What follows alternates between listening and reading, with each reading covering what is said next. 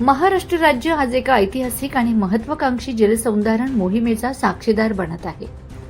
दुष्काळमुक्त महाराष्ट्राचे स्वप्न साकारण्यासाठी आणि पुण्यश्लोक अहिल्यादेवी होळकर यांच्या जल व्यवस्थापनाचा वारसा जनसामान्यांपर्यंत पोहोचवण्यासाठी राज्य शासनाने गोदा ते नर्मदा पुण्यश्लोक अहिल्यादेवी जलयात्रा 2026 चे आयोजन केले आहे. आज नरडाणा येथे या यात्रेचे आगमन झाले.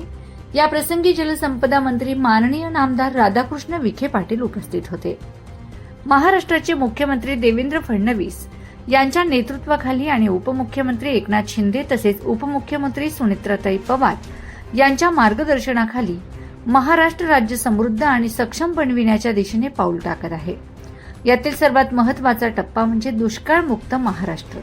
याच संकल्पनेला बळ देण्यासाठी जलसंपदा विभागाने एक अनोखी लोक चळवळ हाती घेतली आहे. पुण्यश्लोक अहिल्यादेवी होळकर ज्यांनी आपल्या काळात देशभरात बारव निर्मिती, तीर्थक्षेत्र विकास आणि जलव्यवस्थापनाचा आदर्श घालून दिला. त्यांच्या कार्याची प्रेरणा आजच्या पिढीला देण्यासाठी 25 एप्रिल ते 29 एप्रिल 2026 दरम्यान गोदा ते नर्मदा जलयात्रा आयोजित करण्यात आली आहे. सिसोदे आणि सिद्धार्थदादा सिसोदे यांना की त्यांनी अत्यंत उत्साहामध्ये अनेक सहकाऱ्यांच्या उपस्थितीमध्ये या यात्रेचं स्वागत केलं.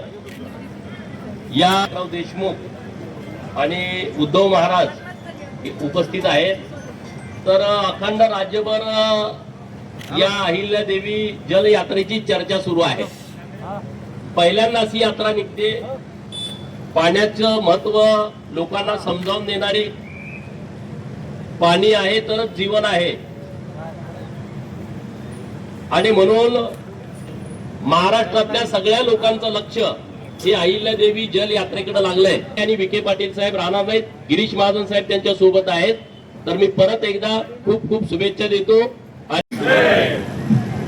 आवाज बंद पड. पुण्यश्लोक अहिल्यादेवीच्या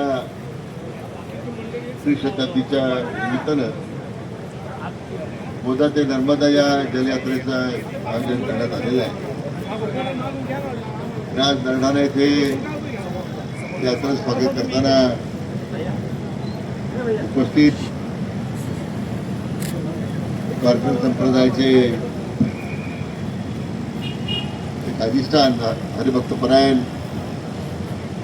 मान्य उद्धव महाराज मंडळी, माझ्या समेत आम्ही पहिल्या दिवसापासून या यात्रेमध्ये आहोत.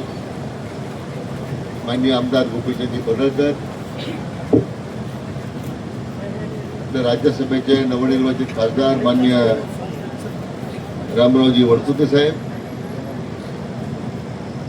आपले माजी मंत्री आणि शेतकऱ्यांचे नेते माननीय आमदार सदाभाऊ खोत, आपल्या जिल्हा परिषदेच्या सदस्य माननीय सद्गुणीताई सिसोदे, विनायकराव देशमुख, सिद्धार्थजी, इतर सर्व मार्ग